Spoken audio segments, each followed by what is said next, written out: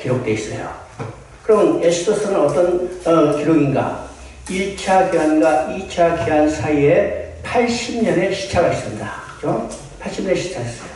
그럼 1차 기한은 주전 537년에 1차 기한이 시작됐어요.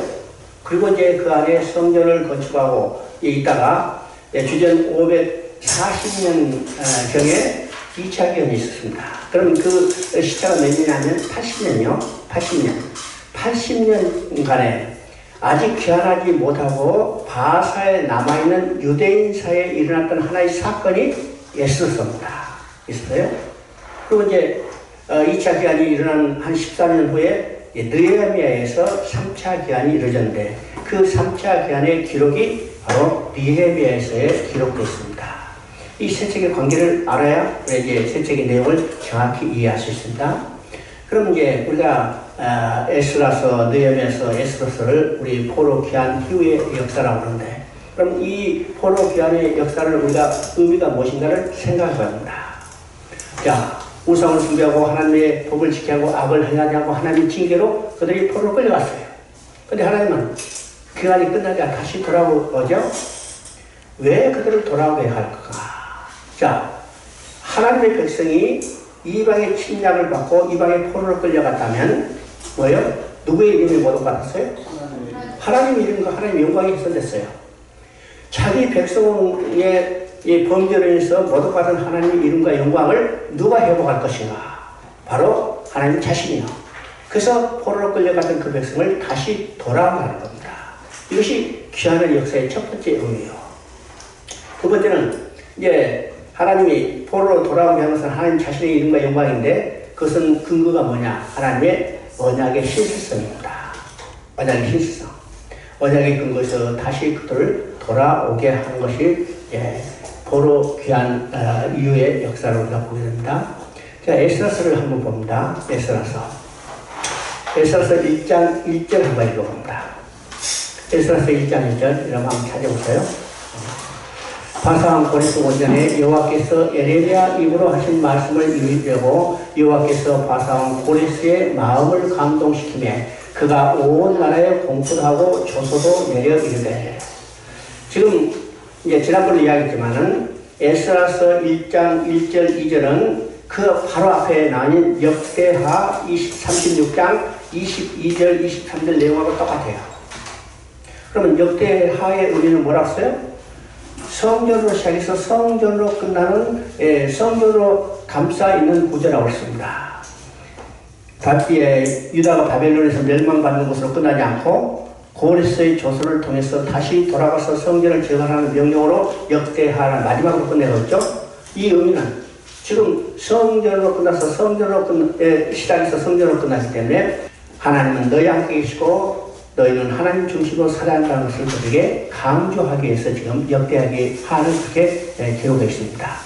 그래서 역대기의 저자를 학자들은 이야기해요. 에스라다. 이 내용이 역대하 36장 22절 23절에 나와 있는 내용이 바로 에스라서 1장 1절 2절과 똑같기 때문이죠. 그럼 이 같은 저자가 이렇게 이야기합니다. 그냥 어떻든지 간에 우리가 에스라 시작할 때 지금 1장 1절처럼 바사왕 고레스 원년에 여호와께서 에레미야 입으로 하신 말씀을 이루시려고 여호와께서 바사왕 고레스의 마음을 감동시키며 그가 온 나라에 공포도 하고 조소도 내려 이르되. 우리는요 1장 1절 한 절을 가지고 우리가 중요한 것을 세 가지를 깨닫게 되는 겁니다. 첫째는 어떤 것인가? 첫째는 이 바사란 말이에요. 바사왕 고레스 원년이라고 했죠. 그러면 이 바사를 통해서 역사의 주인이, 역사의 주권자가 누구인가를 알게 되는 겁니다. 알겠죠? 자, 하나님이 이스라엘 백성을 외에서 건져냈어요. 그래서 이 시내산에서 계약을 체결하죠. 이것을 우리가 시내산 언약이라고 합니다. 자, 출애굽기 19장 5절 6절에 보면 너희가 내 명령을 준행하면 너희는 내 소유가 되고 제사장 자리가 되며 거룩한 백성이 되리라. 그래서 백성이 뭐라고 했어요? 우리가 하나님의 명령을 다 준행하겠나이다 했어요. 자, 준행하겠나이다 했으니까 이제는 언약이 체결됐죠? 그래서 이스라엘 백성은 하나님의 백성이 됐고 하나님은 이스라엘 백성의 하나님 됐어요. 그러면 이스라엘 백성이 하나님의 백성이 됐기 때문에 그들이 누구만 섬기고 살아야 해요? 하나님만 섬기고 살아야 해요. 누구의 법을 지키고 살아야 해요? 하나님의 법을 지키고 살아야 해요. 근데 하나님만 섬기고 살아야 할 그들이 어떻게 했어요? 하나님을 버리고 우상을 섬기게 됐죠. 하나님의 법을 지키지 않고 제약을 행하게 해요. 그러면 하나님 어떻게 했어요? 그들을 징계해요. 그들을 징계한 겁니다. 그래서 이스라엘을 북이스라엘을 징계하기 위해서 아수르를 일으켰고 또 남유다를 징계하기 위해서 바벨론을 일으켰어요. 그러면 하나님은 그들을 징계할 기간을 얼마나 오랬습니까? 이 답이 나오면 에레미야를 통해서 70년이 차면 내가 다시 돌아오게 해라.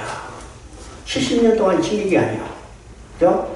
자, 징계 기간이 끝나서 그들을 다시 돌아오게 할 때는 어떤 나라를 일으켰어요? 지금 바사라는 나라를 일으켰어요. 그러면 아수르나 바벨론이나 바사는 이 나라가 존재할 때는 오늘날 미국처럼 세계를 지배하는 초강대국이 됐어요. 그러면 세계를 지배하는 이 초강대국이 누구의 주권이 있어요? 하나님 주권이 있어요. 오직 하나님의 도구로 사용될 뿐이십니다. 그러니까 이것을 통해서 모든 역사의 주권자는 누구인가? 곧 하나님이라는 거예요. 하나님. 오늘 우리가 세상 이야기를 많이 하죠. 정치 이야기도 하고 걱정돼서 이야기하겠지만은 그래서 그 걱정하다 보면 마음이 답답할 수도 있어요. 근데 우리는 하나님의 손길을 바랄 때 모든 주권은 하나님께 있다. 하나님의 뜻대로 하나님의 계획대로 하나님의 목적대로 이루어 가신다는 사실을 우리가 보게 되면 우리는 염려 사라져요. 그렇죠? 우리 이제 성경을 볼 때 가져야 될 역사인식 세 가지를 이미 이야기했죠. 그 관점을 항상 우리가 견지하고 성경을 읽으면 여러분 마음이 편해진다. 자, 첫째 뭐라고요? 역사의 주인은 하나님이고 모든 역사는 하나님이 주권적으로 이루어간다는 거예요. 두 번째는 하나님의 역사는 시작과 끝이 있다고 했어요. 끝이 있다는 것은 도달할 목표가 있고 도달할 목표를 향해서 일정한 방향으로 진행해 가는 것이 우리 기독교 역사입니다. 그러면 이 도달할 목표는 시작할 때 단순한 목표가 아니고 더 향상된, 더 완전한, 더 성숙한 목표로 나아간다는 거예요. 세 번째는 하나님의 자신의 목적과 계획은 반드시 완성하시고 종결하시기 바랍니다. 다른 말은요, 하나님의 계획과 목적은 절대로 실패가 없다는 겁니다. 하나님이 자신의 계획을 중단하지 않고 변경하지 않고 포기하지 않고 반드시 완성하시고 끝내신다는 거죠. 끝내요. 그러니까 여기서 지금 이 바사라는 나라를 통해서 역사의 주인이 누굴까? 모든 역사의 주권자는 하나님이라는 사실을 우리가 보게 됩니다. 두 번째는 이 고레스라는 이름을 통해서 우리가 여기서 하나님의 계획이 뭐고 섭리가 무엇인가를 알게 되는 겁니다. 지금 이스라엘이 바벨론 포로로 끌려갔죠. 돌아오게 할 때는 누구를 일으켰는가? 바사라는 나라를 일으켰죠. 그리고 그 바사의 왕이 누구였냐면 고레스예요. 고레스죠? 고레스가 지금 통일 바사라는 나라를 세우고 자기가 이제 유화 정책을 펴기서 많은 나라를 다스릴 때 지금 이 자기 군대 자기 힘으로만 다스리지 못하기 때문에 일정한 이 문화적 종교적 이 자치권을 줬어요. 그래서 이제 그들 돌아오게 하는 겁니다. 유다 백성만 돌아온 게 아니라 포로로 끌려갔던 다른 나라들도 돌아오게 해요. 그래서 이제 우리 성경이기 때문에 이제 유다가 돌아온 것을 기록했는데, 자, 이제 고레스가 이제 집권하고 포로로 끌려갔던 백성들을 돌아가게 하는 겁니다. 돌아가게 하죠. 근데 지금 고레스는 야, 내가 좋은 일 하나 했다 이렇게 자랑하고 교만해 있을 수 있지만 이미 하나님은 고레스를 쓰시기로 계획하고 때가 되니까 그를 이 땅에 보내셨다는 거예요.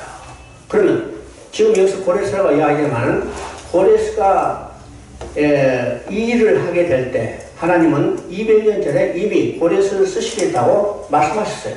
그것이 이사야 44장 28절에 있습니다.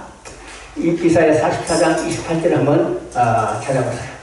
찬스나 어느 분이 큰 소리 한번 읽어봅니다. 고레스에 대하여는 이르기를 내 목자라 그가 나의 모든 기쁨을 성찰이라 하며 예루살렘에 대하여는 이르기를 중건되리라 하며 성전에 대하여는 내 기초가 놓여지리라 하는 자니라. 자, 그게 고레스라는 말이 이제 이름이 정확히 나오죠.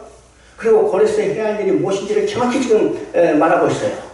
예루살렘이 중단되고 성전에 다시 재건되리라 그랬어요. 그러면 이 이사야 48장 27절에 이사야 선지자를 통해서 예언한 때는 언젠가 고레스가 태어나기 정확히 200년 전입니다. 200년 전이요. 고레스는 자기가 태어날 때 이름도 몰라. 어디 태어난지도 몰라. 날짜도 몰라. 그쵸? 무슨 일을 할지도 모르고 태어났지만 하나님은 이미 고레스가 태어나기 200년 전에 하나님은 정확히 고레스를 통해서 하나님의 일을 성취해 나갔다고 이미 이사야 선지자를 통해서 예언했던 것입니다. 그 예언들은 지금 그대로 성취되는 것을 보게 되죠. 선생님입니다. 세 번째는 여기에 예레미야 입을 통해서 하신 말씀을 응하게 하려고. 그러면 여기서 예레미야 입을 통해서 하신 말씀은 어디에 나와 있는가? 이건 예레미야 29장 10절에 나왔습니다. 예레미야 29장 10절을 보면 내가 70년이 차면 너희를 돌아오게 하리라. 그래서 이스라엘 백성은 포로로 끌려간 지 정확히 70년 만에 돌아왔어요. 그러면 우리가 70년을 어떻게 계산할까? 알았죠? 이스라엘의 포로로 끌려갈 때는 한꺼번에 끌려간 게 아니고 세 번에 걸쳐서 포로에 끌려갔어요. 첫 번째는 606년입니다. 606년. 바벨론이 이제 아수르를 멸망시키고 그 여서로 유다까지 침공하기 위해서 남진했는데 마치 그때 느관에서 아버지가 죽었어요. 그래서 아버지 장례 치르기 위해서 병력을 철수합니다. 철수하면서 이 포로로 끌려갈 때 그 포로로 끌려갈 때 대표적인 인물이 누구냐면 다니엘이에요. 그래서 다니엘은 1차 포로 때 끌려가는 사람입니다. 그때가 606년이요. 뭐 정확히 일일을 찾지만은 606년. 그리고 이제 2차는 598년입니다. 590년. 다시 침공했어요. 침공했죠? 자, 여호와김이라는 왕이 말을 안 들으니까 혼내주기 위해서 왔다가, 자, 그걸 폐위시키고 지금 여호와김을 세웠는데, 여호와김도 말을 안 들으니까 시기를 세웠죠. 그래서 여호와김을 끌어가면 때가 어느 때냐면 598년 2차 침공 때입니다. 이 2차 침공 때, 우리 이제 열왕기 하 25장에서 시드기야가 포로로 끌려가는 모습을 봤죠? 그때 2차 침공이에요. 시드기가 아니라, 그건 3차고, 그 전에 이제 여호와김과 에스겔이 2차 포로로 끌려갑니다. 그래서 에스겔은 2차 포로로 끌려서 598년입니다. 그 다음에 이제 3차는 아까 얘기했지만 열왕기하 25장에 시드기야가 바벨론에서 멸망당하고 눈이 빠지고 쇠사슬에 묶여간 때가 3차 포로로 끌려갈 때, 그때는 완전히 멸망할 때입니다. 멸망할 때죠. 그러면 606년에 1차 포로로 끌려가는데 돌아올 때는 언제냐? 537년이요. 537년.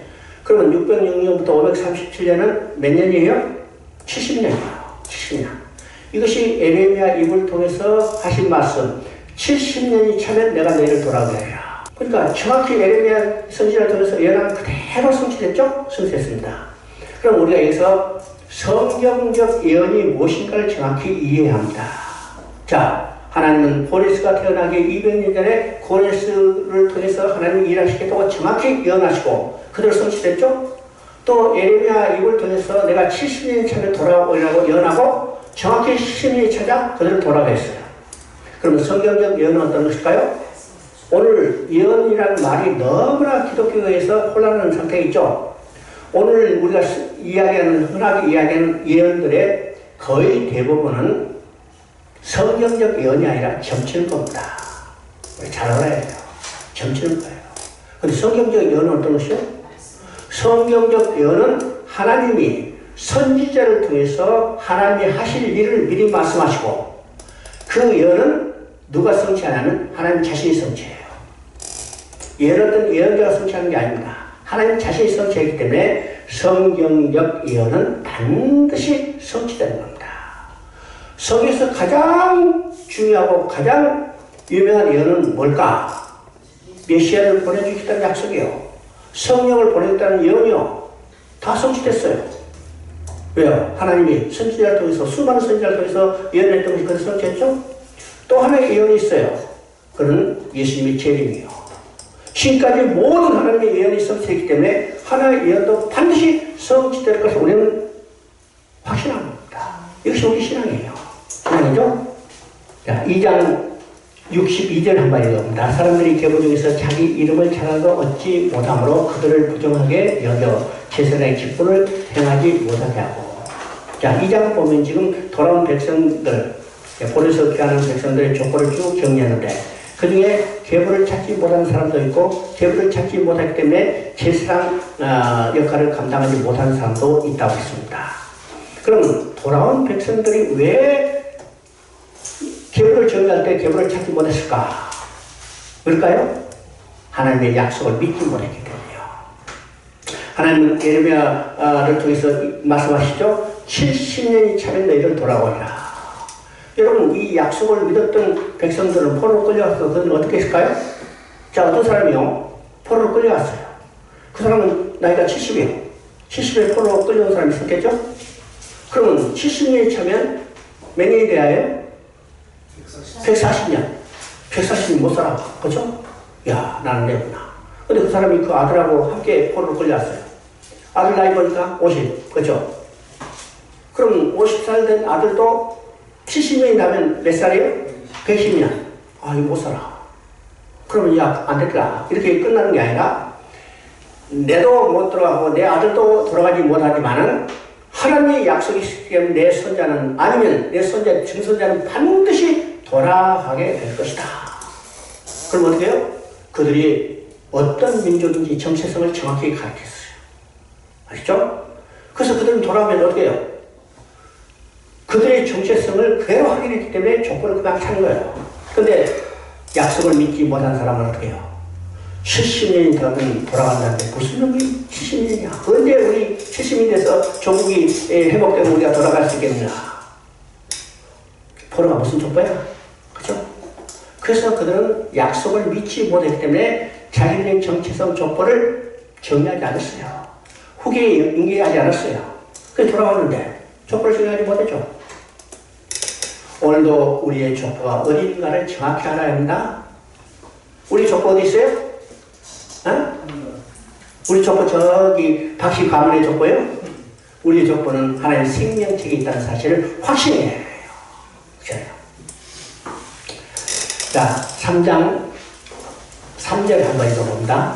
3장 3절 요시닥의 아들 예수아와 그의 형제 제사장들과 스알들의 아들 스룹바벨과 그의 형제들이 다 일어나 이스라엘 하나님의 제단을 만들고 하나님의 사람 모세의 율법에 기록한 대로 번제를 그 위에 드려 할세 우리가 모든 백성을 두려하여 제단을 그 터 위에 세우고 그 위에 아침 저녁으로 여호와께 번제를 드리며 8절에 보니까 예루살렘에 돌아온 사람들이 공사를 시작하고 지금 이제 돌아와서 제일 먼저 한 일이 뭘까?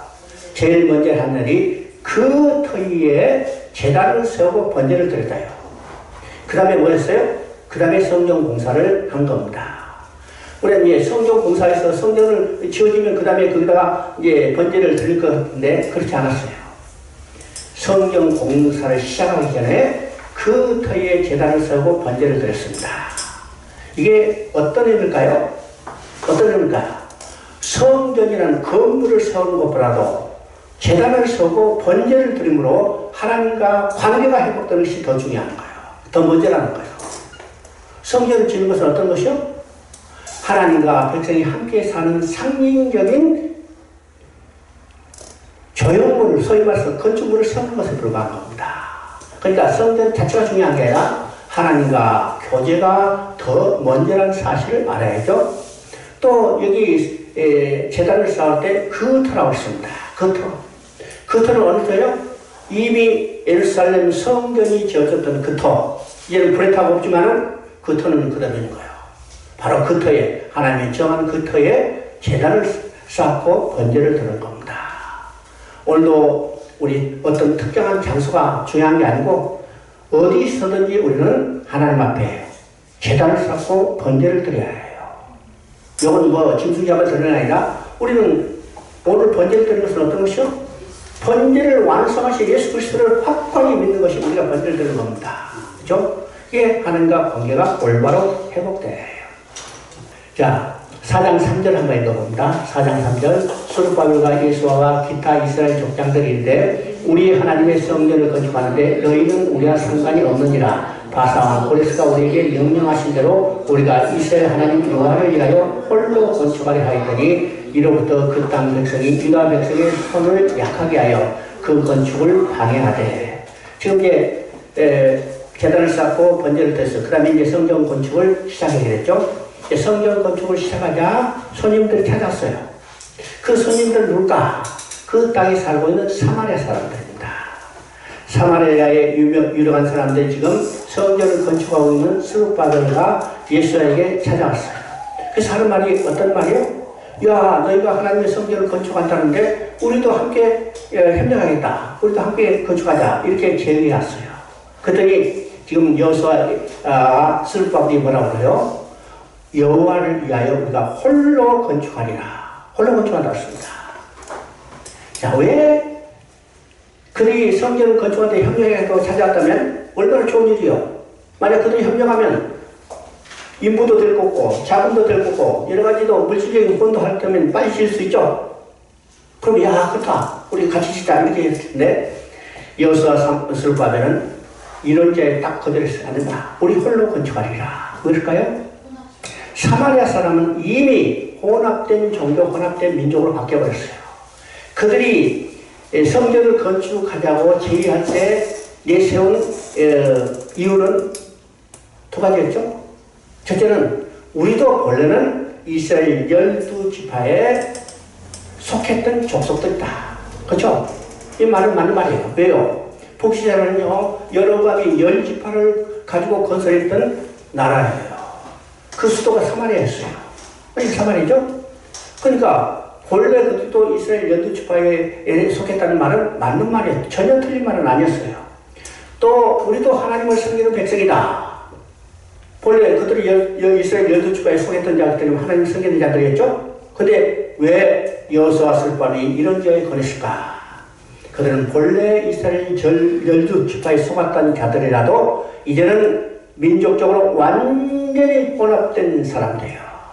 자, 아수르가 이스라엘을 멸망시키고 어떤 정책을 폈어요? 이렇게 예언에서 나옵니다. 아수르에 있는 지역에 여러 사람을 옮겨와서 사마리아 지역에 살게 해서 그들을 완전히 민족적으로 혼합적을 만들어버렸어요. 또 그들이 가지고 있던 이 우상을 가져와서 하나님도 섬기고 우상도 섬기라. 종교적으로도 혼합적을 만들었어요. 그래서 유다 족속들은 어떤 족속이요? 지금 포로로 끌려갔지만 바벨론이라는 영광로에서 정금 같은 믿음으로 제정돼서 나왔어요. 그러면 이들이 정금 같은 믿음으로 제정돼서 나왔는데 다시 성전을 건축할 때 사마리아 사람과 함께 건축한다면 어떻게 돼요? 그들의 순수한 믿음이 다시 혼합돼 버려요. 혼합되기 때문에 여호수아 스룹바벨은 그들이 성전 건축을 제의한 것을 이렇게 거절했어요. 우리 홀로 건축하리라. 신앙의 순수함, 민족의 순수함을 온전히 지키겠다는 거예요. 지키겠다는 거죠. 그러면 그들이 거절하면 뭐가 있었나요? 뭐가 있었나요? 방해가 예상돼요. 여기도 지금 그대로 나왔어요. 그 건축을 방해하되. 방해가. 그럼 얼마나 그들이 아주 극렬하게 반대했을까? 성전 건축이 14년 동안 중단되는 사태가 벌어집니다. 오늘 우리가 신앙생활에도 또 교회 또는 어떤 사역을 해도 참 유혹들이 많이 있습니다. 유혹들이 많이 있습니다. 우리는 그 가운데 무엇을 지켜야 하던가? 신앙의 순수성을 지켜야 하던가? 아니면 우리가 조금 편하게 할 것인가? 결단할 때가 계속해서 나타나는 겁니다. 어떡하죠?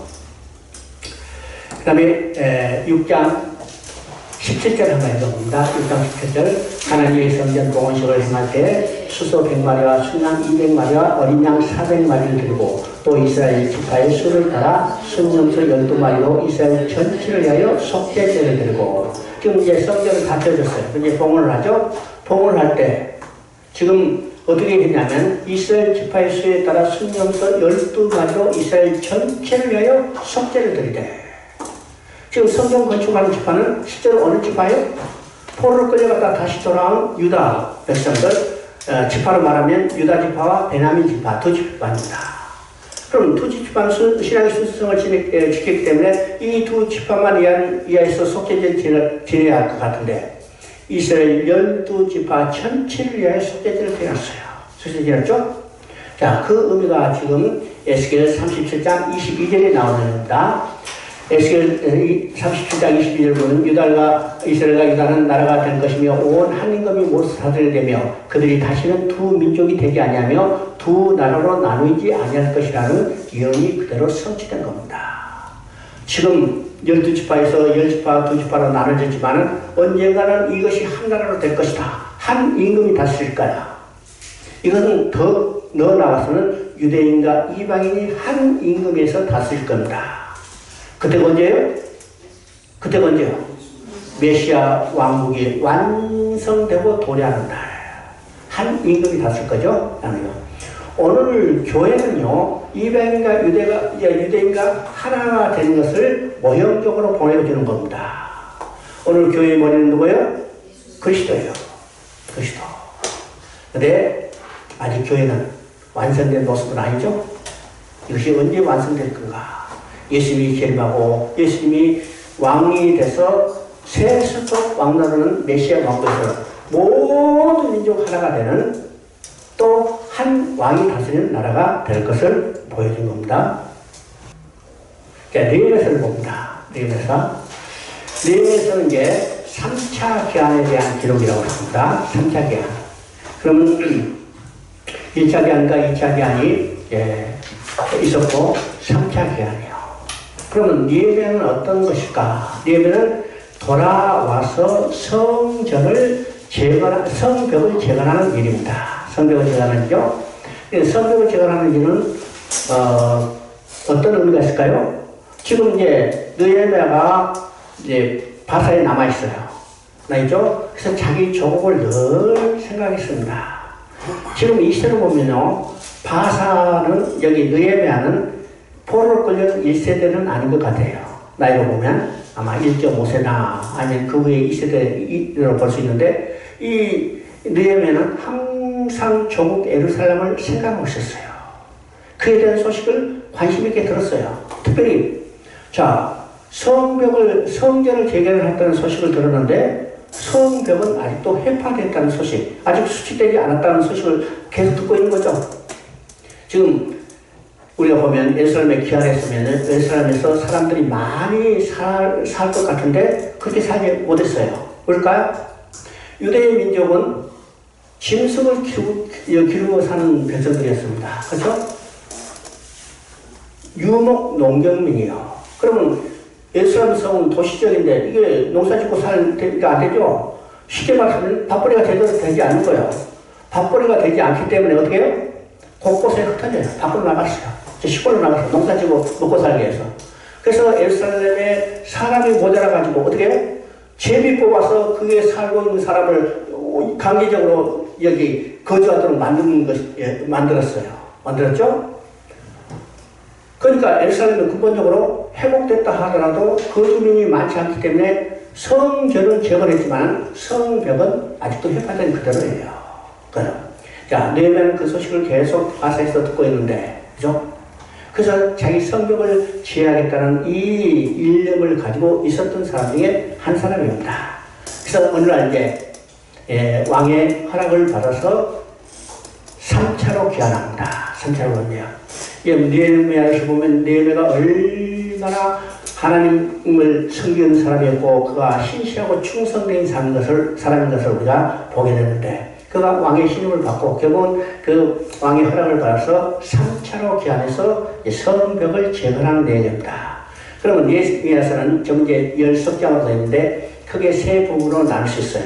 첫째는 1장부터 6장까지는 느헤미야가 돌아와서 성벽을 재건하는 일입니다. 성벽을 재건하는 일이죠.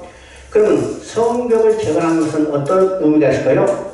고대 국가는 한 성읍이 한 나라이기 때문에 성벽을 이제 튼튼하게 세운다는 것은 나라의 방비를 견고하게 세운다는 겁니다. 그죠? 그러면 성벽만 튼튼하면 나라가 견고히 서 있을까요? 성벽만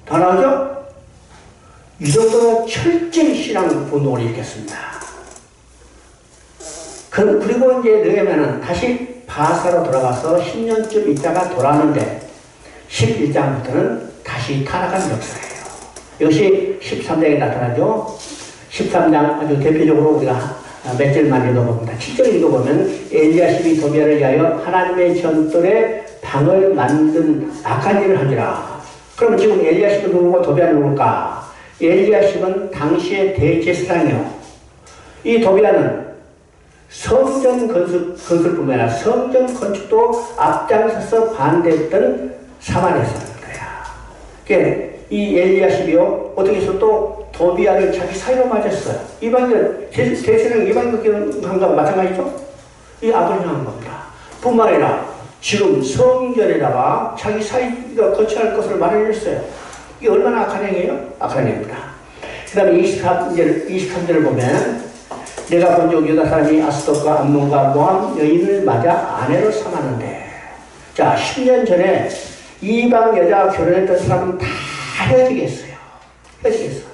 근데 10년이 못 가서 또다시 이방 여자하고 결혼한 것을 보게 되죠.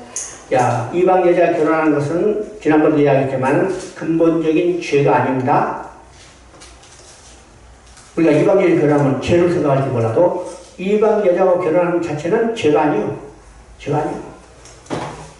근데 왜 하나님이 이방 여자 결혼한 것을 금했을까? 그들이 마음을 돌려 그들이 섬기는 우상을 섬기게 될까봐 이방 여자 결혼하는 것을 금한 겁니다. 금한 거죠? 자, 그런데 이방 여자 또 결혼했어요. 또 악을 행한 거죠? 악을 행한 겁니다. 그러면 구약의 이스라엘 역사는 느헤미야 13장으로 끝나는데 느헤미야 13장의 역사가 다시 그 백성이 타락하고 부패한 것으로 끝나죠? 이것을 통해서 구약 이스라엘의 역사는 전적으로 부패한 전적으로 타락한 인간은 하나님 앞에 스스로 나아갈수 자력권에 불과한 것을 보여주고 끝나고 있다는 겁니다. 그래, 이게 구약 역사예요. 역사죠. 그 다음에 우리 이제 에스더서를 봅니다. 에스더서는 역사의 시대 구분 속에 들어가지 않는다고 그랬죠. 아까도 이야기했지만 1차 교환과 2차 교환의 시차가 80년인데 이 80년 사이에 교환하지 못하고 바사에 남아있던 유대인 사회에 일어났던 하나의 사건, 이것이 에스더서입니다. 에스더서. 그럼 에스더서를 읽을 때 여러분 기억되는 성경 구절이 어떤 구절이에요? 죽으면 죽으리라. 다 그것만 기억해요. 우리 이제 어떤 성경 요절이 지금 매어가지고 거기서 벗어나지 못하는 경우들이 많아요. 그래서 요절이라는 것을 여러분께 지금 크게 아주 중하게 생각을 들어보습니다. 지금까지 그런 것이 이제 인간 중심적인 관점에서 요절을 다 쳤죠. 이제 대표적으로 지금 에스더의 요절하면 4장 16절에 에스더가 말했던 죽으면 죽으리라. 또 이제 요절 있죠. 학개서 2장 8절 은도 내보시오 금도 내보시오 다 주세요. 또 마라기서 3장 10절 마라기 3장 10절 뭐예요? 11조. 예, 그런 것만 가지고 이게 이야기를 해요. 근데 이 에스더서는 요절이 4장 16절 죽으면 죽으리라까지 아닙니다. 그보다 더 중요한 내용이 여기 있어요. 그러면 우리가 에스더서를 살펴보기 전에 우리 머릿속에 정리할 성경 구절 하나가 있어요. 이 성경 구절 하나를 우리 머릿속에 다시 정리하면 에스더서 공부할 필요 없어. 다 끝났어요. 그죠? 어떤 성경 구절일까요? 어떤 성경 구절일까요? 이미 잘 아는 내용이죠. 창세기 3장 15절입니다. 창세기 3장 15절 여러분 머릿속에 암송이 돼요. 우리 요한복음 3장 16절만 머릿속에 잘 암송하고 있죠? 요한복음 3장 16절 하면요 읽어보러 하게 되는데 다 통해요. 근데 창세기 3장 15절은 무슨 내용이야, 그죠? 창세기 3장 16절 성취가 요한복음 3장 16절의 사실을 알아야 합니다. 그래요. 그래서 요한복음 3장 16절은, 아니, 창세기 3장 15절은 성경 전체를 이해하는데 아주 중요한 핵심적인 내용이에요. 이것이 원복음이라고 그랬죠? 이 원복음을 전체적으로 확대해 가는 것이 성경 이야기이기 때문에 우리 창세기 3장 15절은 머릿속에 정리가 돼야 합니다. 여기서 핵심은 여자의 후손을 보내주겠다고 약속인데 여기서 세 가지가 있다고 했죠? 첫째는 두 진영으로 나눌 것을 지어있어요. 두 진영은 여자의 후손의 진영과 뱀의 후손의 진영. 그 다음에 두 번째는 이 두 진영 사이는 원수가 되고 싸움이 있다고 했어요. 이건 영적 전쟁이라고 했습니다. 세 번째는 이 전쟁의 결과가 어떻게 끝날 것인가 이미 계시되어 있어요. 여자의 후손의 뱀의 머리를 상하게 할 것이다.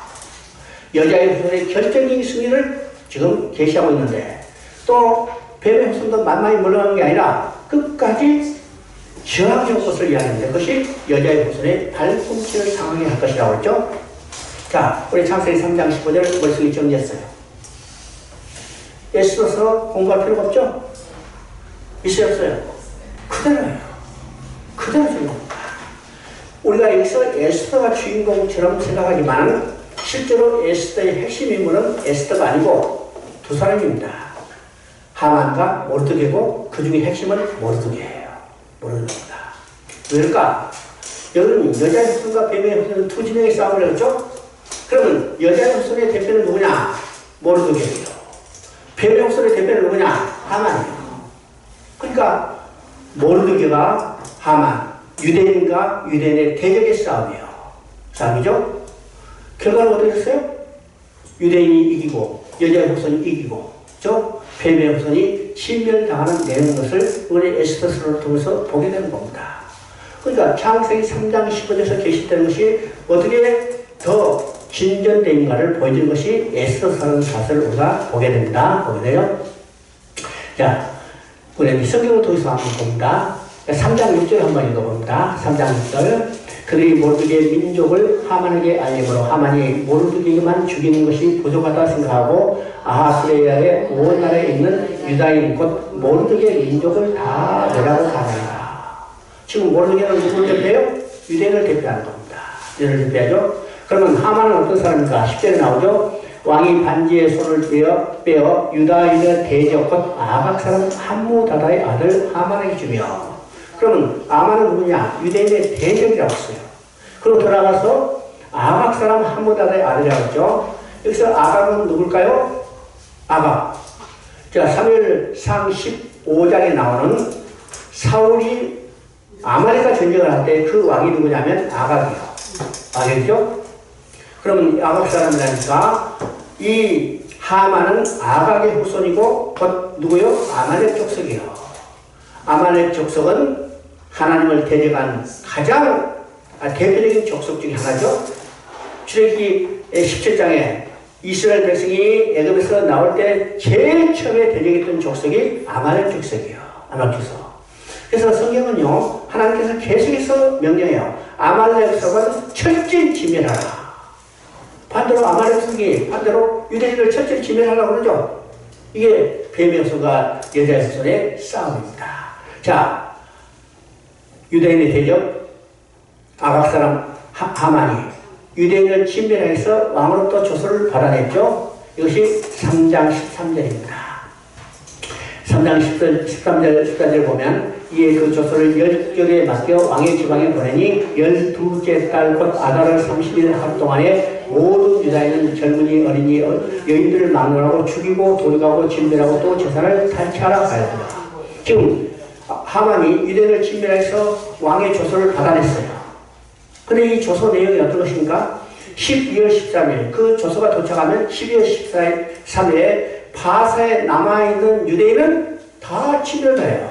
근데 이 진멸의 내용이 얼마나 무서운가를 한번 생각해 봅니다. 여기 보세요. 유다인은 젊은이 어린이 여인을 막론하고 죽이는 것으로 끝이 않아. 도리가라고 했어요. 도리가는 어떻게요? 완전히 찢어 발견하는 겁니다. 옛날에 이제 한국에도 육시라는 게 찢어 발견한 거. 찢어 발견한 거 어떻게 했어요? 진멸을 하는 거예요. 진멸을 흔적도 없이 없애버리는 겁니다. 요새 시체 유기한 사람들 많죠? 흔적도 없이 없애버리라고. 그 다음에 재산도 다 탈취하는 거예요. 이건 얼마나 철저히 유대인을 없애버리기 위해서 지금 유대인의 대적 하만이 조서를 받은 거라고 보면 되죠. 그러면 12월 13일 이 조서가 도착하면 바사에 남은 유대인들은 하나도 흔적도 없이 없어져요. 이 경각의 순간에 가장 유명한 신앙 고백은 무엇일까? 이런 생각을 합니다. 자, 4장 14절 한번 봅니다. 4장 14절. 이때 내가 만일 잠잠하여 말이 없으면 유다인은 다른 데로 말미암아 노임과 구원을 얻으리냐? 너와 내 아버지 집은 멸망하리라. 내가 왕의 자리를 얻은 것이 이때를 위함이 아닌가 누가 알겠느냐. 우리가 아까 얘기했지만 에스더서 하면 4장 6절에 에스더의 고백, 내가 죽으면 죽으리라. 이것이 유명한 것처럼 생각하지만 그보다 지금 4장 14절에 모르드게의 고백이에요. 자, 여기서 모르드게의 고백에서 가장 중요한 것은 어떤 것일까요? 유대인은 결코 진멸되지 않으라는 확신입니다. 그렇죠? 유대인은 결코 진멸되지 않으리라. 다른 데로 말미암아 노임과 구원을 얻으리냐. 이것은 유대인은 결코 진멸되지 않는다는 확신입니다. 왜일까요? 왜 유대인은 결코 진멸되지 않아요? 유대인은 하나님의 약속의 백성이요. 또 그들과 하나님이 함께 계신다고 했어요. 그 때문에 하나님의 약속의 백성이기 때문에 하나님이 그들에게 주신 약속을 지키기 위해서 하나님이 그들과 함께 계신 그들을 지켜주시기 때문에 유대인은 어떤 상황에도 결코 진멸되지 않는다고요. 이것이 모르드게의 고백입니다. 고백이에요. 오늘 우리가 어떤 사람들이에요? 오늘 하나님의 약속이 우리에 있어요. 우리에게 있을 뿐만 아니라 우리가 하나님 선생님과 하나님 우리 함께 있어요. 우리는 세상에 우리를 넘어뜨리려고 많은 사람이 우리를 데리게 오지만은 우리는 결코 넘어지지 않는 이 확신을 가져야 해요. 그렇죠? 자, 그리고 이제 모르드가 에스더에 가는 말입니다. 너와 내 집은 멸망하리라. 내가 왕의 자를 얻은 것이 이때를 위함이 아니니 누가 알겠느냐. 지금 과 소녀 에스더를 누가 왕비에 앉혔어요? 누가 왕비에 앉혔어요? 하나님이요. 왜요? 이때를 위해서요. 이때 하만이 유대인을 다 진멸하게 하는 이 순간을 위해서 하나님은 에스더를 준비해서 왕비에 완전했습니다. 근데 에스더가 그 사명을 감당하지 못한다면, 야, 에스더가 사명을 감당할 때 유대인 다 진멸했다. 이렇게 모르드가 고백하고 있지 않다는 거예요. 다른 데로 말하면 노임과 구원을 얻지만은 내가 사명을 감당하지 못하는 너와 내 집은 어떻게 해요? 하나님께 버림받는다는 거예요. 버림받는다. 자, 이것이 이제 정신이 버뜩 들어서 26절에 내가 죽으면 죽으자 이 사명을 감당하겠다. 오늘 하나님도 우리가 똑같은 사명을 주셨습니다. 그렇죠? 우리가 하여금 뭐 했어요? 뭐 했어? 우리가 하여금 복음을 증거했어. 죄와 허물로 죽었던 영혼들을 살리게 했어요. 우리가 그 사명을 감당하지 못한다면 하나님의 계획이 실패한 게 아니라 하나님은 다른 데로 말미암아 그 일을 이루시지만은 사명을 받은 우리는 버림받는 사실이에요. 버림받는 사실이죠? 자, 7장 10절을 봅니다. 7장 10절. 모르드게를 매달려고 하는 나무에 하만을 달기 그가 그 노가 덕지이다. 지금 하만이 모르드게를 달기 위해서 자기 집에 50규빗이나 되는 높은 장대를 만들었어요. 그런데 결과적으로 자기가 만드는 그 장대에 자기 자신이 달리는 거죠. 뱀의 후손이 머리를 상하게 할 것이다. 창세기 3장 15절부터 계시던 그 내용이 그대로 성취되는 것을 보게 됩니다. 보게 되죠. 자, 그래서 이제 이것을 기념하기 위해서 지키는 날이 불임절입니다. 불임절. 그럼 불임절도 예수 그리스도에서 성취된 것을 예표한다고 했습니다. 우리가 얘기에서 봤지만은 이스라엘 백성이 지키는 모든 날짜와 절기는 누구에 의해서 성취될 것을 예표해요? 예수 그리스도예요. 날짜로 그렇죠? 날짜는 안식일, 그 다음에 초월월삭이죠. 우리 말하는 대로. 그 다음에 안식년, 휴년. 이 모든 절기도 예수 그리스도의 성취된 것을 예표하고, 그 다음에 절기죠. 4개에 나오는 집회절기, 유월절, 무교절, 초실절, 오순절, 속죄일, 나팔절, 초막절. 그 다음에 그 후에 나오는 2개 절기가 있는데 그 첫 번째가 에스더서에 나오는 불임절입니다. 불임절도 예수 그리스도에서 성취될 것을 예표해요. 그럼 불임자는 이틀 죽겠어요? 12월 13일에 다 진멸받을 것으로부터 구원받았기 때문에 14일과 15일 양일을 지키는데 14일은 유월절을 보여주고 15절은 예수님의 다시 오심으로 이루어질 완전한 회복, 곧 초막절을 그림자로 보여주는 겁니다. 그렇죠? 그 다음에 이제 또 하나의 절기가 있다고 했죠? 그 절기는 요한복음 10장 22절에 나오는 수전절이에요. 수전절. 마카비 형제에 의해서 나라의 독립을 쟁취하고 안티오크 에피파네스에 회판했던 성전을 수리하는 것을 기념하는 지켰던 절기가 수전절인데 이 수전절을 지켰지만은 나라는 로마에 다시 멸망됐죠. 또 성전은 로마에서 다 불타고 없어졌죠. 그러면 수전절의 완성자는 누굴까요? 오직 예수 그리스도예요. 예수 그리스도의 통치된 나라는 영원한 나라예요. 그 나라는 견고하죠. 예수님에서 지어진 성전은 영원한 성전이에요. 그래서 수전절의 완성자도 바로 예수 그리스도라는 사실이죠. 예수님자. 바로 이제 에스더서는 역사의 시대 문 속에 들어가지 않고 1차 개항과 2차 개항 사이에 일어났다는 하나의 바사에 남아있던 유대인 사이에 일어났던 하나의 사건인데 그 의미가 무엇인가를 우리가 살펴봤습니다.